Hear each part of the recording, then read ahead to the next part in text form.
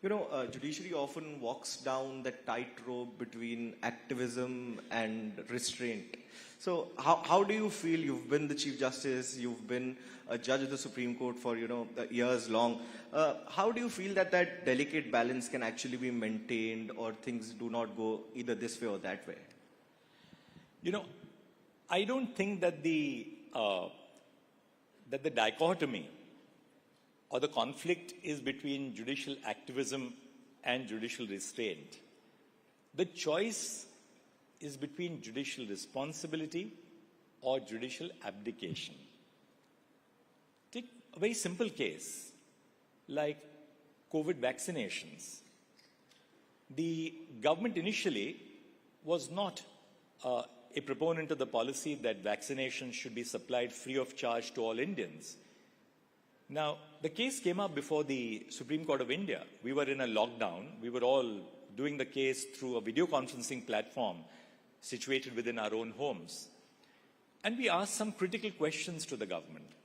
We said, is it not your duty to ensure that public health is prioritized over everything else at this particular point of time? Now, at a certain level, whether vaccination should be distributed free of charge or on a paid basis, it's a question of policy, right? But is it a question of policy when you are dealing with the right to life of our citizens? And the answer would be no. So it ultimately you're looking at the perspective of the problem. And I gave you this particular case because I believe the Supreme Court had a very important role in getting the government to agree to a policy where free vaccinations would be distributed across the nation. And as we know, we were a success story, not just domestically, but across the world where, our vaccinations reached out to different parts of the globe, including nations which are not developed nations or which lack resources, where we provided vaccinations to them.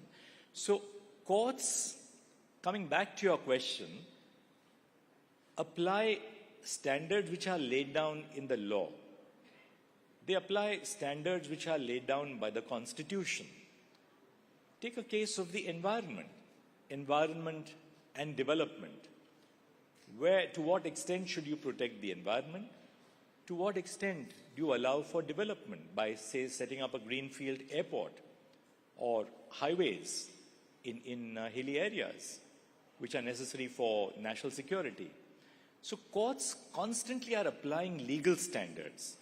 And therefore to say that, courts are activist is, I think, not a very correct appreciation of the way work takes place in the courts. The courts have a responsibility under the Constitution. If they were not to fulfill that responsibility, it would amount to abdication. And therefore I said the question is of responsibility versus abdication and not really activism versus restraint.